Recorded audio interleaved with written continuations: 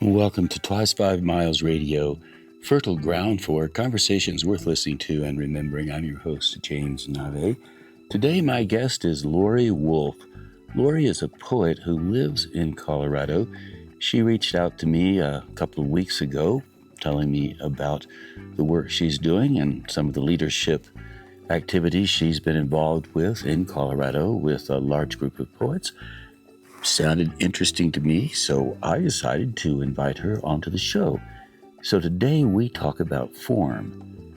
She reads some of her work that's old and new, and we just explore a conversation around the meaning of poetry, why it has value, why spontaneity applies, why precision applies, even talk a little bit about mathematics, poetry and mathematics.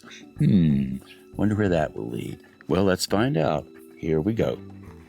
So tell me more about what you mean by poetry that's accessible for you. What would be an example of that? And accessibility with poetry could be one thing for one person and another thing for another. Well, absolutely true. People bring themselves to the poem if they're reading someone's poem, and so they bring the baggage or the experience of their life. And that's what I hope will happen, is that the reader, if I put my poem out to the world, then I have to let it go. Like when your children are grown, you do what you can to make it the best you can, and then you let them go.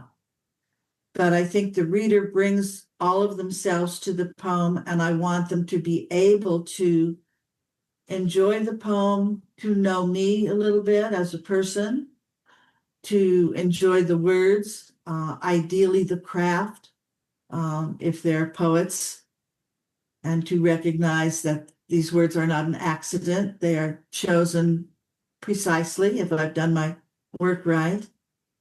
But I try not to use too many big words or have lines that are too long. And hopefully the reader or the listener, if I'm speaking the poem, will enjoy and learn something. There'll be a takeaway, usually at the end of the poem, that gives them something to think about after they've read the poem. And hopefully my metaphors change the way they perceive the world. So how do you make those kinds of decisions as a poet? And the reason I'm asking that is because I love to write. And I mean, I'm somewhat of a fan of precision, but I also kind of get bored with myself. And I think, well, I'll just go ahead and throw dog in there and be done with it. How do you make those precise choices? I use form as a frame in which to operate. I write a lot of sonnets, and I like the form, the limit of 14 lines. I can't go on and on and on. I have to say what I want to say and be done. And be brief and not try to do too much. I have a sonnet that says, when you don't know what words to use, write smaller.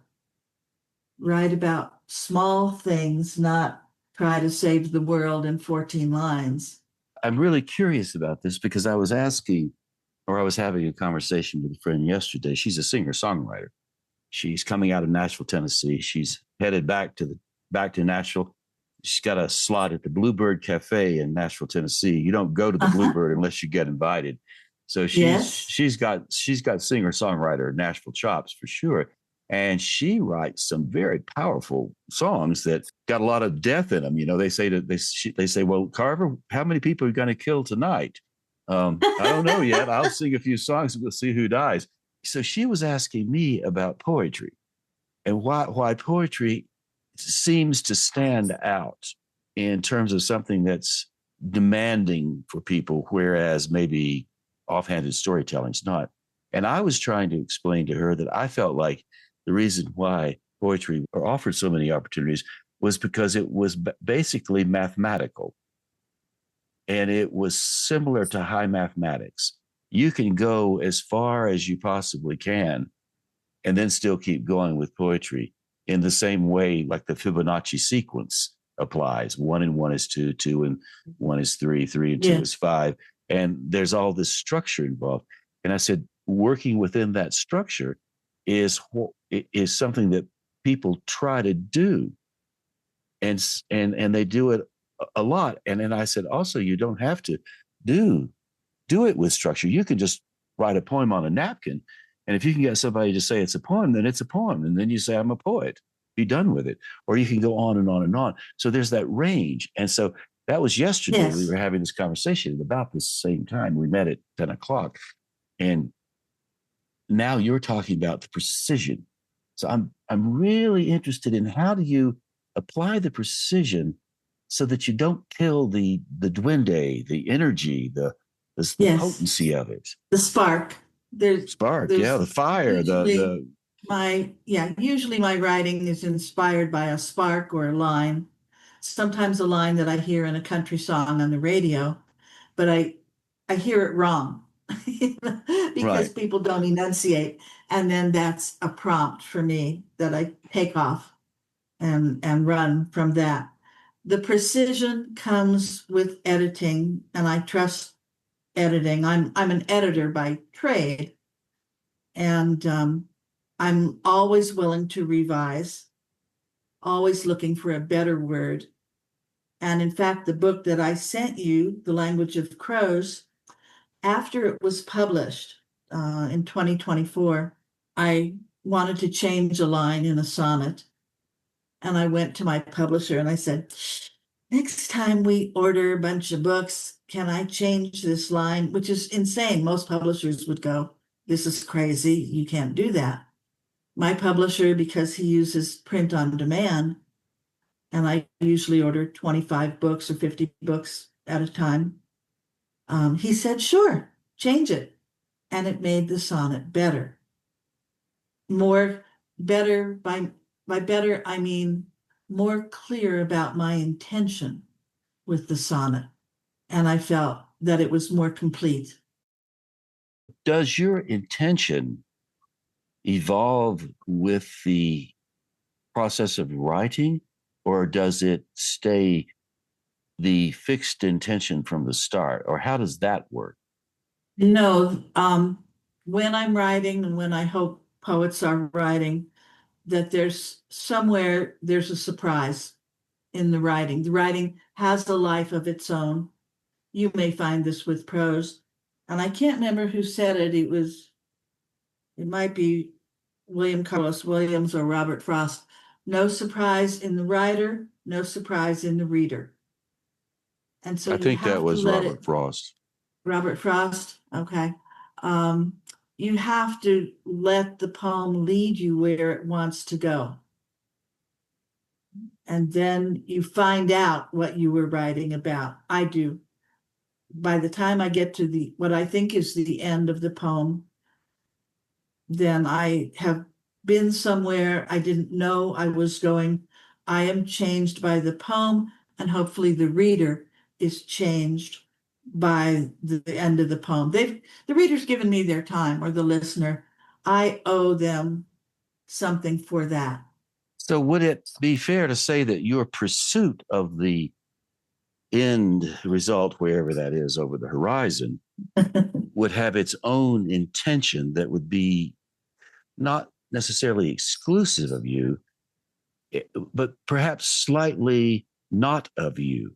It has its own, the pursuit has its own intention, rather than like an actor would have the intention of, I'm going to liberate the village. So that's my intention. So off I go, and then either I succeed or I fail. This is slightly different. There's some sort of juju going on between what the poem has to say, or what you think you might want to discover, and this intention that seems to be more fluid, perhaps.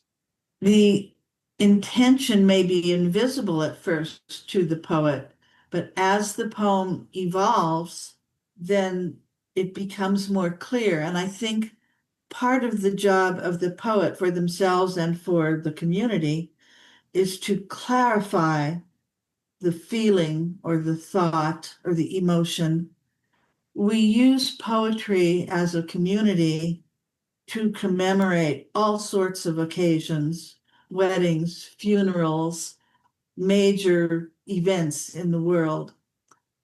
And I think the job of the poet, and perhaps the joy of the poet, is in clarifying the world or the feeling that goes with that occasion. It's like distilling. We concentrate that feeling into something sweeter, more powerful, more memorable. Anybody can do a rant. The poet can bring something more to the rant, the frustration, their anger, the difficulty of the world. But then the poet brings their idea for a solution, if they're lucky, or they bring themselves as a human being, or they bring a metaphor that allows us to rethink what's happening around us, an image that is distilled into something that is memorable and lets us have feelings, but then know what to do with them. What would be for you an image that has been distilled to the point where it's round enough, smooth enough, understandable enough to live in the world as a finished product? Do you have some images that you are particularly intrigued by poetically that have stuck with you? Yes, I'd like to give you a quote and then read one of my poems, if I may. Yeah, I'll do that. I wrote this one down. Let me think of it. It's a line from Stanley Kunitz's poem called The Layers. And the line that struck me in that poem was, "How shall the heart be reconciled to its feast of losses?" This is a poem written by an older man. He has had a life. He talks about his tribe that he has accumulated, created for himself. And he says, "My tribe is scattered." Well, my friends are gone as I'm getting older. So many of my friends have passed. So my tribe is scattered. And I do have a feast of losses because, in addition to the sorrow, I've had the joy of having special people in my life. And I've had joy of having had love in my life. And so those images stay with me. And I've got a poem that I read. Can I indulge myself Well, indulge in us that? and then by extension yourself. Okay. This is in my book, The Language of Crows. And I don't know if you read this one, but it's called How Many Birds Are Enough? And I'll tell you the impetus up front, and you may hear the poem differently because of that. This was written during COVID Okay. and in a response to COVID. How many birds are enough? How many birds are too many to lose? This is not a poem about birds. Even when the world turns upside down and we are alone, nesting in our houses for too long, turtle doves and partridges in pear trees, where have they gone? Can we coax them back? I cannot speak in their tongues. Let the birds pause in their songs to hear my urgent silence. In 50 years, we have lost 3 billion birds, too many to count on a Christmas morning. I cannot imagine even 1 billion no longer winging. Is our human loss less imaginable? My life list will be forever incomplete. How many ways have I been party to this disruption? It seems impossible to atone for the passing of even one robin, or for the forgotten thrum of hummingbirds in Pas de Deux, dancing before the red feeder. While God's eye is on the sparrow, who looks after the passenger pigeon? Who sees the tiny screech owl's flight, so fleeting in its eastern woods? There is a sanctity between plant, bird, and human, a communion with leaves and feathers lifted aloft. But how to hold the hollow bone, the fluttering heart, the onyx eye and downy wing? Are they keening their terror that spring won't come for companions gone, but not forgotten? It is not enough. I must remember, I must speak their names. His eye is on the sparrow, but who's watching the others? Mm-hmm. A nice crisis of faith in the middle of that poem. Where is God if God's so busy with the sparrow? Because I think the line in the religious song is, his eyes on the sparrow, I know he watches me, is where Yes. is that line. And you're saying his eye is on the sparrow, who's watching the turtle dove? Who looks after the passenger pigeon, which is just about extinct? And so in writing about COVID, I was thinking about how many humans can we watch over? How difficult it is for our first responders and us as a community to care about each one. That's where that line came from. So what was your final intention after you finished with that poem? And do you remember what your original intention was? Good question.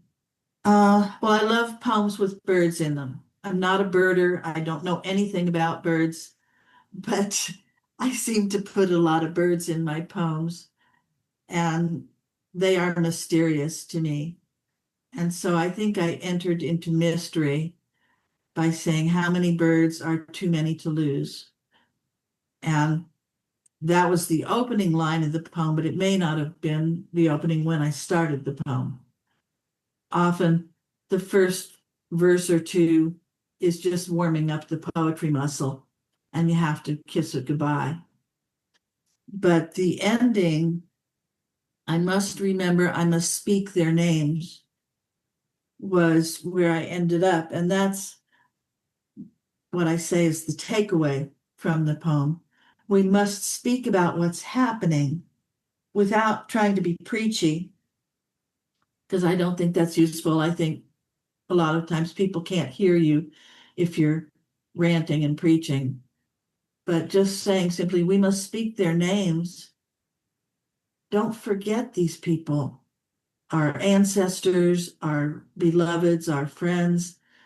This is part of the loss, and yet, to quote Stanley Kunitz again, we have to reconcile the feast of losses. We can't just live with the loss. So if we speak their names, we're bringing them back into life. Would it be fair to say that the loss becomes gain at some point, does it not? Yes, absolutely. Because we had them. We had love. We had companionship. And remembering that helps us cope with grief. Yeah, and I'm trying to think of other poems about birds. Robert Frost, The Way a Crow Shook Down on Me, the dust of snow from a hemlock tree has Yes. given my heart a change of mood and saved some part of the day I rued. Oh, good. You've memorized something. And See, now you have something to offer when somebody sees a crow or when you see a crow, you are changed. yeah, or Wallace Stevens, 13 Ways of Looking at a Black. I was of three minds, like a tree in which there are three blackbirds. The blackbird whirled in the autumn winds. It was a small part of the pantomime. And it just goes on and Wow. on, like 13 ways. And it's a hard one And to you get your think, head around because the poem moves like a murmuration of blackbirds through the psychology, and you can't quite ever get your head around it. And I mean, I have this poem memorized, but I still stumble over the words. But the one I like the most is number 6. Icicles filled the long window with barbaric glass. The shadow of the blackbird crossed it to and fro. The mood traced in the shadow an indecipherable cause. The shadow crossed Wow. the shadow crossed the ice, not the blackbird. Blackbird's busy Yes. being a blackbird. It's the shadow. And the shadow is me watching from the inside, seeing my own shadow because of the dim sun in New England. Imagery is so powerful, and you don't think you're a poet, but yet poetry has moved you and it's in you. And I'm so excited about that for you because you contain that now. Your world is changed because of a poem. That's wonderful. That's our superpower as Well, poets. well, it truly, truly is. And the reason I'm interested in it is because when I work with poetry, and when I say I'm not, I'm a lowercase poet. I don't say I'm a poet. I say I write poetry. How many poems you want today? I'll give you 100 if you want them. I'm not a poet. I'm a driver to the airport right now. So, but there's imagery, in the poetry, like a poem that it's just a little jazzy piece, but it goes, "Oh, jazz band, play that hurricane blues, Ooh, hurricane rising through blue. the marsh grass, warmer than a coastal moon. Magic June loves steel rhythm blues and robs melancholy to make me happy. Oh, jazz band, when the air is thin, fill my mouth with night." And that's just loaded with imagery. I don't know if it has much meaning, but it has a lot of imagery. Has imagery and musicality and respect for what jazz offers, as well as respect for its own language. Mm-hmm. That's a marvelous poem. Who wrote that? I did. You wrote that? Well, yes, Wonderful. yes, I did. Um, Wonderful. yeah, I've had that. I use that a bit on stage when I'm performing with musicians. Um, Mm-hmm. so it's sort of an opening to whatever else comes after that. Oh, Um, good for you. That's great. And you've got it memorized, and you're able to pull it out into the world whenever you need it. let's go back to structure and word choice. And I don't know how you feel about T.S. Eliot's love song of J. Alfred Prufrock, but I love the idea of Prufrock being the spare man trying to fit in. And at the end of the poem, after he's gone through all of his Prufrocky things, meandering through society, and he says, I've known the eyes already, known them all, the eyes that fix you in a formulated phrase. And when I am formulated and sprawling on a pen, when I'm pinned and wriggling on the wall, then how should I begin to spit out all the butt ends of my days and ways? How should I presume? And he's always asking, how do I presume? And when you get to the end of it, he goes to the shore and he decides he's going to roll up his pants legs. And he's, do I eat a peach? Do I part my hair behind? But he says, I've heard the mermaids singing each to each. I do not think they'll sing to me. I do not think they'll sing to me. And what I like about form and poetry and what you're talking about is that when you pay attention to it, you give the mermaids a place to sing. And the mermaids will sing to all of us. And of course, the mermaids are the mystical creatures that wail above the sea that we don't ever Yes. see, but you always hope are out there. That's why I'm really curious about form and how you go about making those word choices, because T.S. Eliot certainly made a lot of word choices. Yes. Well, I really see form as a container. Mm-hmm. Because when I write, the first draft is usually all over the place. It's rambling, or before I start the poem, my prose is rambling and diffused, and I don't know what I'm going for. And that's why I edit and edit and edit. And when I find the right word, I can hear it and know it. And with many forms, they are rhyming forms. And so you also have to think about meter and rhyme, and spend time with a dictionary or a thesaurus sometimes. I enjoy putting one word into a poem that somebody has to look up if I know that it's precisely the right word. And I appreciate that when somebody else does it. And I go, what does this mean? What do I think it means? And I look it up and it doesn't mean what I thought it was. But I appreciate that it's exactly the right word. What would be an example of a word that you would put in that would be the right word, but someone would have to look up? I have kind of a long poem about a word that a friend of mine made up. Why don't you read that? That was exactly the right word at that moment. Yeah. Somebody Let made up a word. She grab it. called it, she was trying to describe how does a cashmere sweater feel? And she said, oh, Uh-huh. I use the word mookie. My cashmere sweater is mookie. Okay, And then, this yeah, poem gets at that very thing, but it gets at something more, and I didn't know where I was going with it when I started. This is an elegy from my friend David Gibbish, who died in 1973. He was a instructor and a pilot for hang gliding when the sport was brand new. And he was also a nature filmmaker. He had a camera mounted on his helmet when he was flying. Here's the poem. And the epigraph, which is the introductory line, is from Elizabeth Bishop. At the end of her poem, The Fish, she said, everything was rainbow, rainbow, rainbow. And sometimes I discover an epigraph after I read the poem, and sometimes it's the inspiration for the poem. This is called Why I Go Fishing. Not because I want to trouble the trout, but because I love the shy susurrations of a lake lapping at its shoreline. There you go. There's a word, susurrations.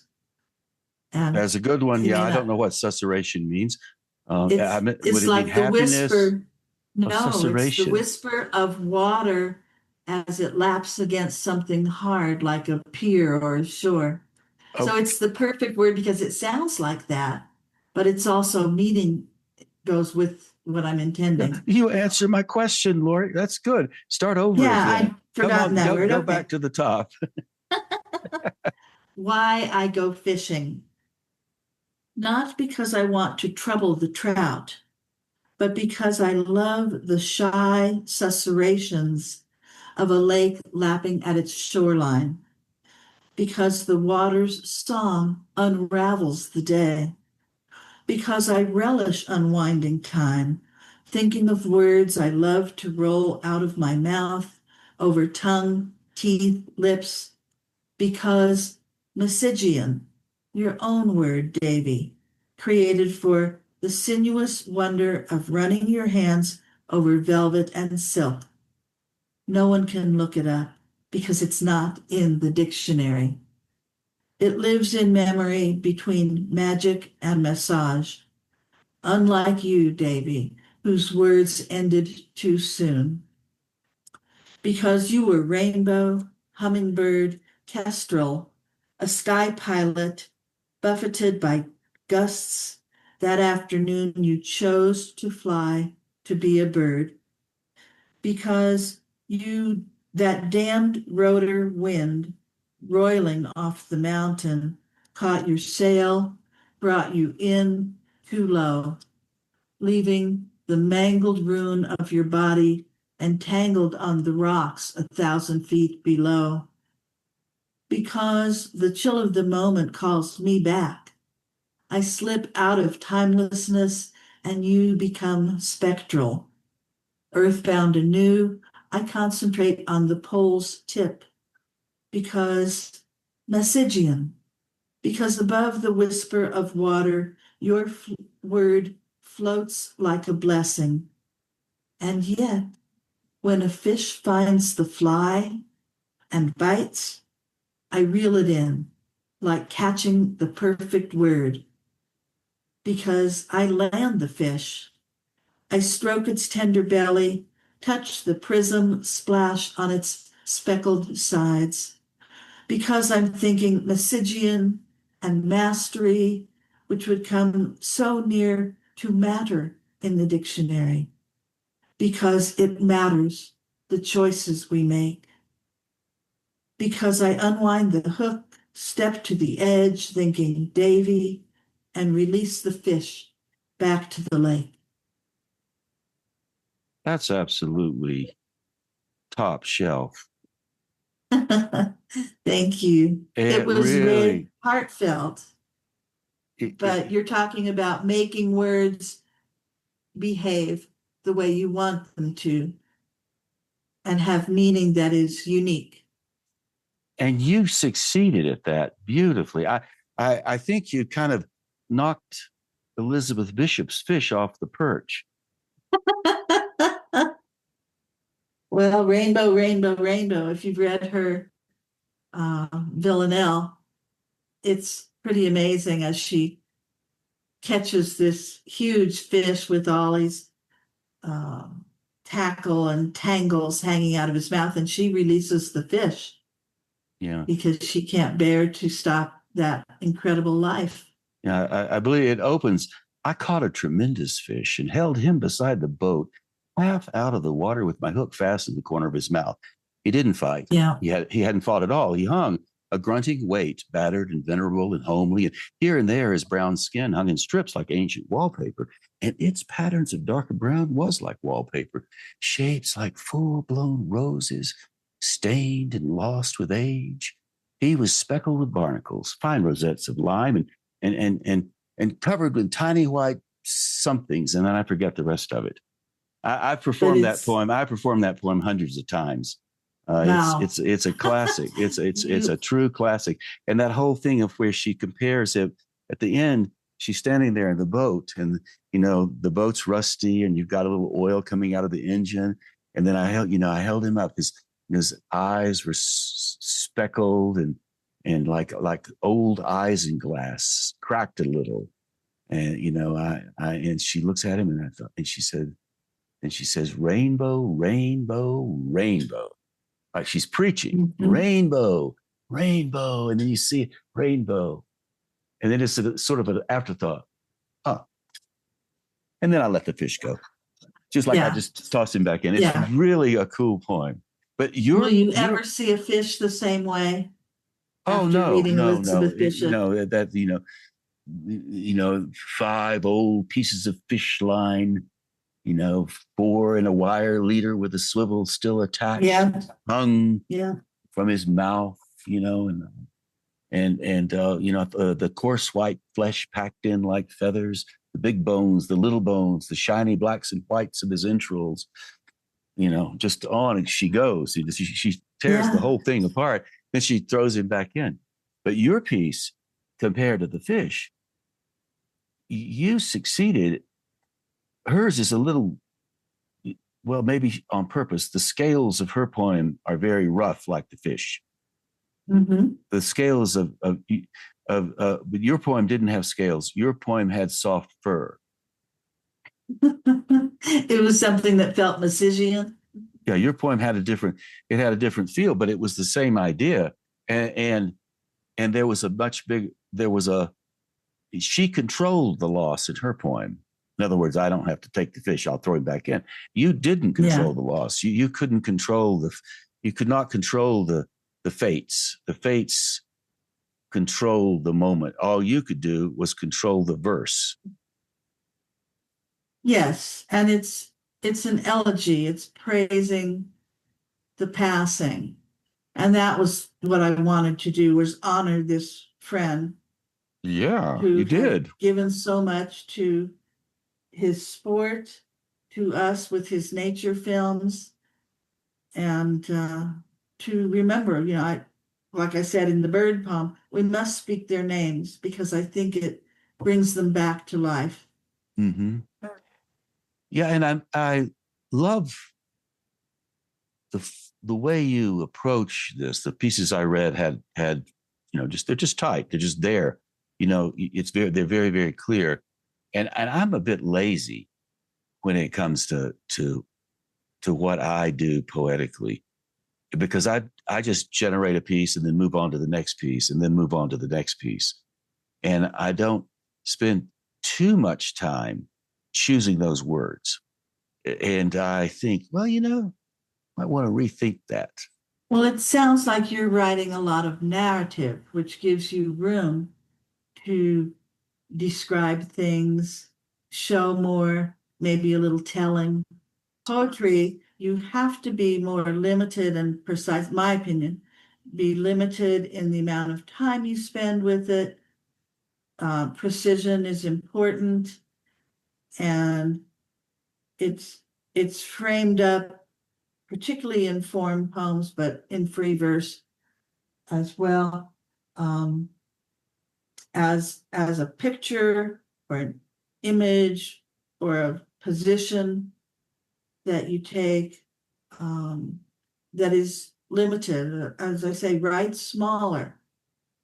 Don't try to write about the great big picture. If you can distill it down and concentrate it, hopefully people are changed. I read poetry out loud a lot, my own, as well as when I'm judging contests or trying to understand someone else's poem, because I want to hear whether it's rhythmic and musical. And that also helps me to understand if it's the right word or if it's something jarring, and is that intentional or not. Sometimes Right, poets want to jar you out of your reverie.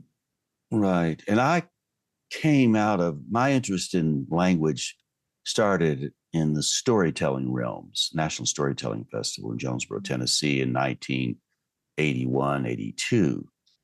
And How old then were you? how old was I? 31. Okay. Um, and I saw all of these great performers on stage. Barbara Freeman, Connie Reagan Blake, Jay O'Callahan, Ed Stivender, Laura Sims.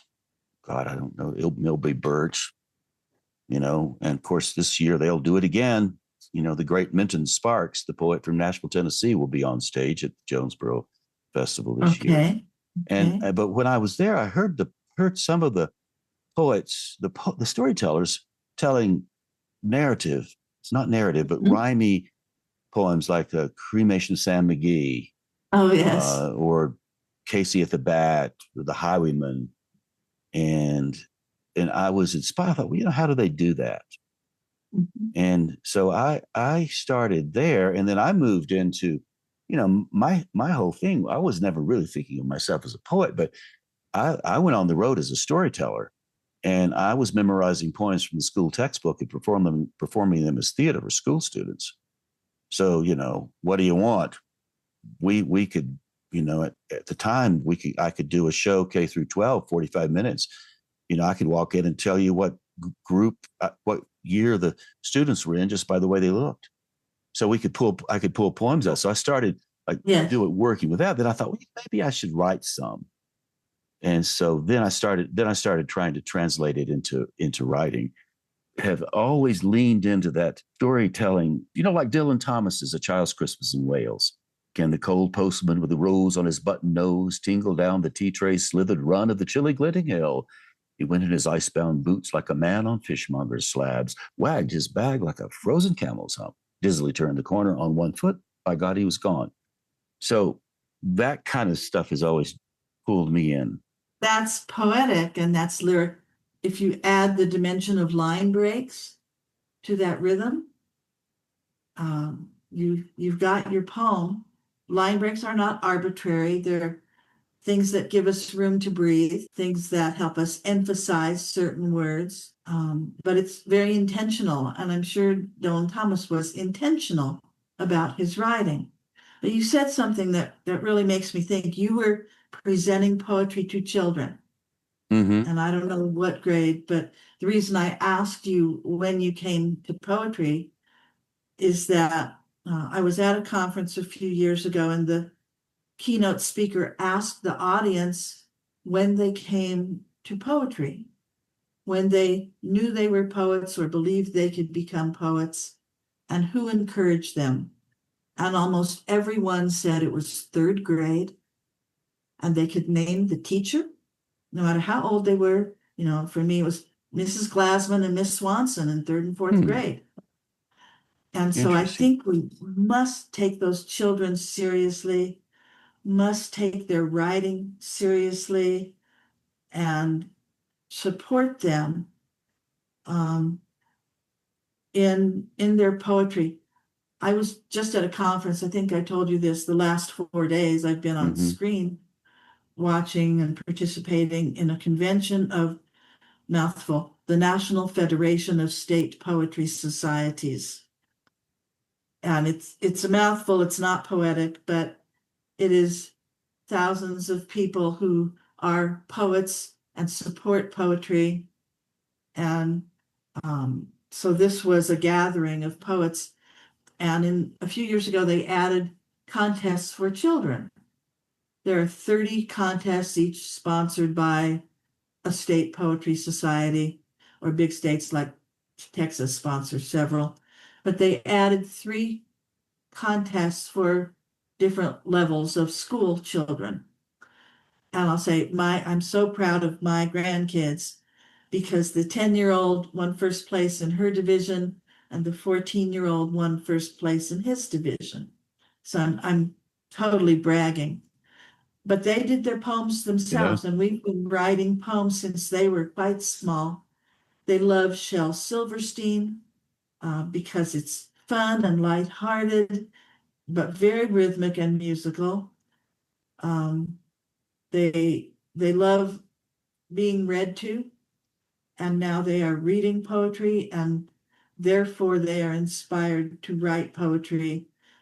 And my granddaughter, who's 10, was writing a couple weeks ago, and she said, "This is my poetry parasol. When I hold this umbrella, I want to write poetry, and I want to be a poet when I grow up." And I said, "Honey, you already are."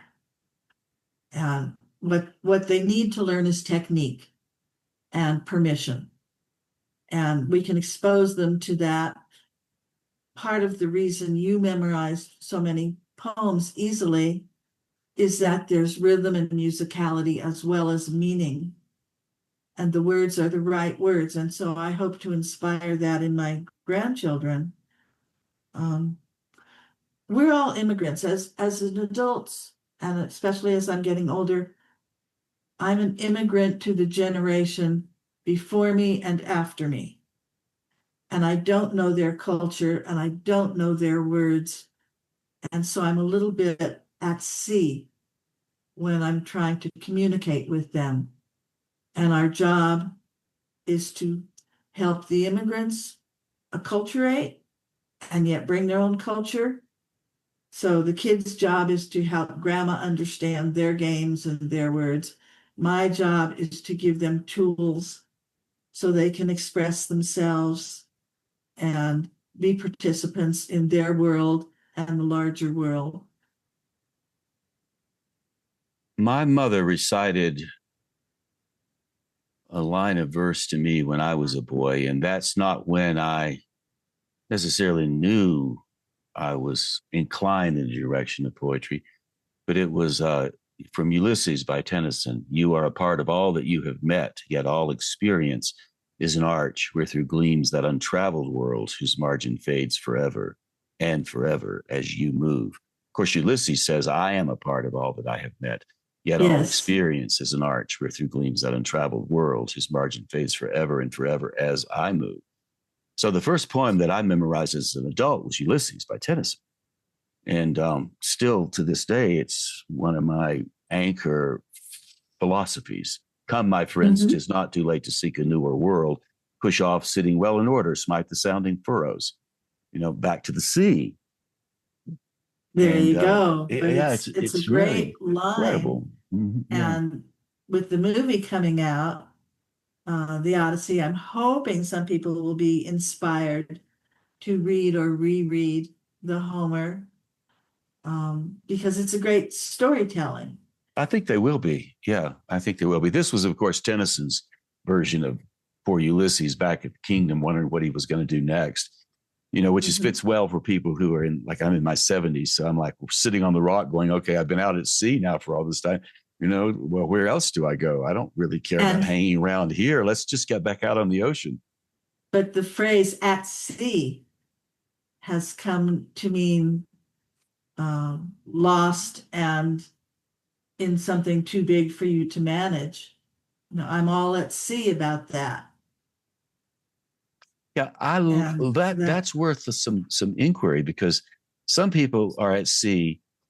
I knew a woman once who rode all three oceans, the Atlantic, the Pacific, and the Indian Ocean, Roz uh-huh. Savage.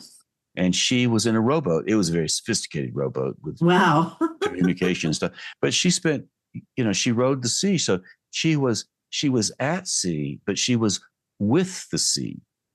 Yes, What is that's it? very different. Yeah, it's very different. Yeah. I must go down to the seas again, to the lonely sea in the sky, and all I ask is a tall ship and a star to steer her by. John Masefield, Sea Fever. Let's go out to the sea, or the road, come, Mhm. follow me. So it's All the really, possibilities. Yeah. all the possibilities are out there. So poetry is an intriguing thing. Beyond the lands of your air sweeping dreams, the wind returns again and again from the wilds of the known, through the distant trees, where shiny red hair mixes with bees. The clouds above and the earth below, along the rivers that always flow beyond where you're standing, past what seems will redeem your dreams when your breath floats high in the crow-wide sky. On this good day, travel alone with little thought for what you own. Walk with yourself through the perfumed sage, or go to the shore where the curlews play, and you can too for a moment or so, until the wind tells you it's time to go, to who you are, to what you know, to where you soar, near or far, on the red-headed wind in your sky of bees. Mm. The red-headed wind. Oh my The goodness. Those red-headed wind in your images, sky of bees. images are incredible. Yeah. Yeah. Yeah. So that's the kind of Well, stuff I write. I mean, and I just, once I write it, I just move on, and then I leave the redheaded wind to do whatever it wants to do. It's almost like country songs. yeah, that's why I say I'm often inspired by one line out of a country song, but country music, which I enjoy, tends to repeat an image over and over and over. There'll be a chorus, and the chorus may be repeated 3 times or 5 times, and it's tiresome to me. But boy, there's a line in there that gets me, and that's a prompt. And that Mm-hmm. might be the thing in the song that's true. It might be the inspiration, it might be the distilling, the takeaway, but there's a tendency in some songs to hammer the message in.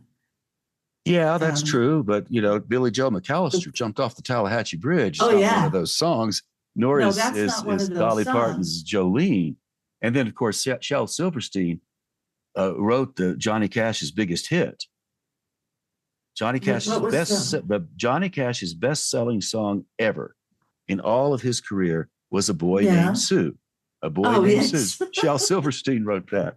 I And didn't know that. Thank you. yeah, there's a whole lot of crossover with country music. And even Yes. though it's repetitive, get me drunk and call me darling. If you ain't been lied to, you ain't been loved. There's a lot of poetry. And Bob Dylan and Johnny Cash were best Oh my friends. gosh. Yeah, Bob Dylan changed a generation, Yeah.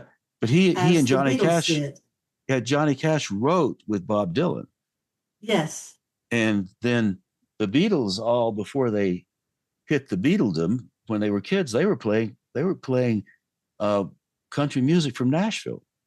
That was so Yeah, it's and all in old there. rock and roll, Chuck Berry, and all the old 50s and early 60s um, rock and rollers and blues, and we can find our truth in any place if we're Yeah, receptive.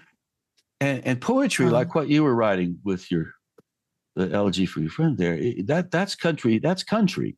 And one of the things I've come to realize about country music is yes, it is confined to Nashville.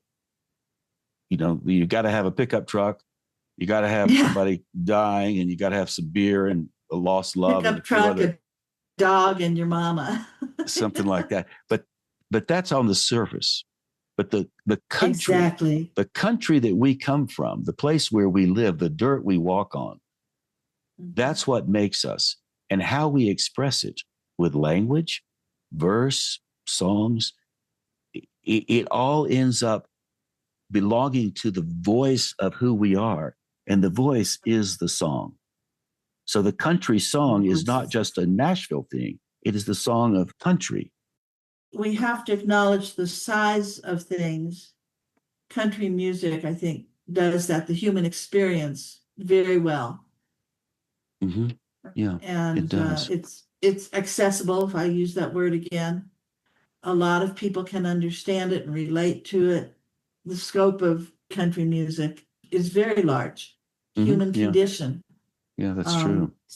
Emily Dickinson says, tell the truth, but tell it slant. And that's what country music and much music does. You have to listen and get the message. They may not hit you over the head with it. I think it's the poet's responsibility to tell truth to power and to speak our truth, but tell it slant, and yet love, love, love, to quote the Beatles, all you need is love, with tenderness, if we're lucky, with respect. We don't know what burdens people are carrying. That phrase came from Rosemary Watola Trummer, wonderful poet. She's written a poem a day for more than 20 years as a practice. It's a spiritual practice for her. But then she posts them on her website, so which I think takes huge courage. Terrific human being and terrific poet. As she says, we don't know the impact that one word may have. It's the pebble in the water that poets can drop, and yet we may have a huge impact. We don't know. That's a privilege we're not privy to.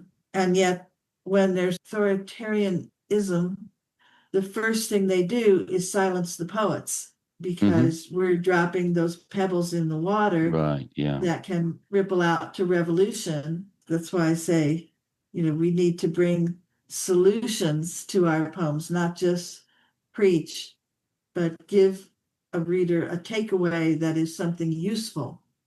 Well, your poems have done that for me, just listening to you read them. And I'm looking at my clock and realizing we are now 55 minutes into our time together. Oh, my goodness. It's I've been reached very the easy to talk with you. top of the hour. How would people get in touch with you so they can track what you're up to? LorrieWolfe.com, and that's spelled LorrieWolfe.com. They can order my books that way, by contacting me, or they can contact me through my email. Books are available on Amazon. There are many Lorrie Wolfes in this country, some that spell Lorrie the same way I do.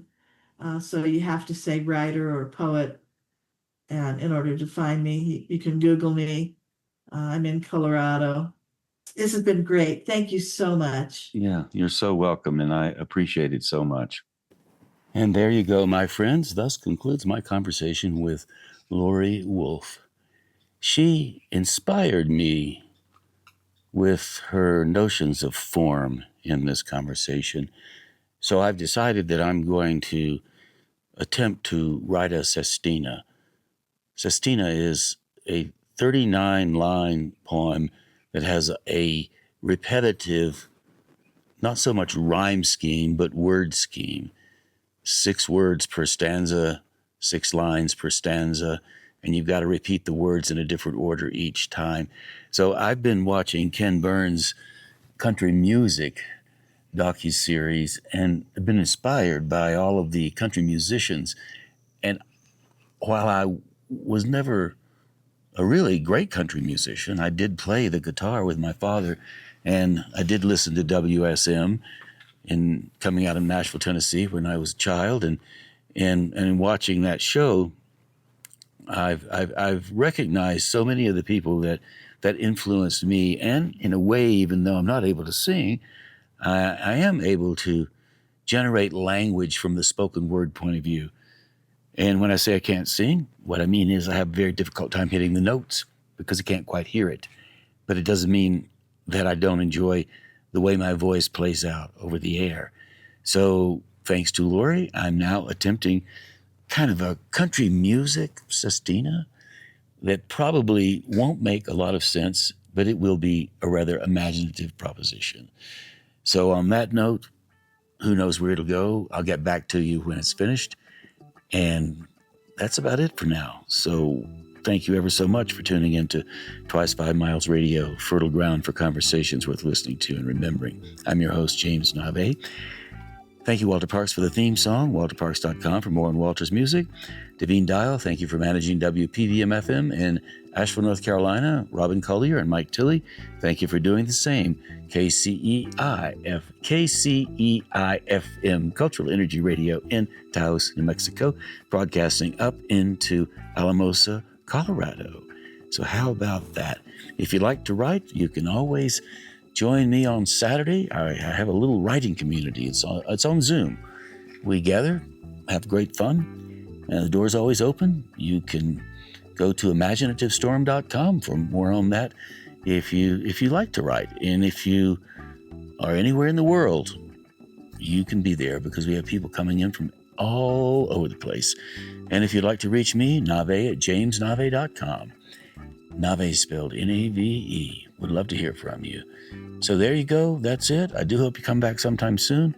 Till then, maybe I'll catch you on that turnaround somewhere down the line.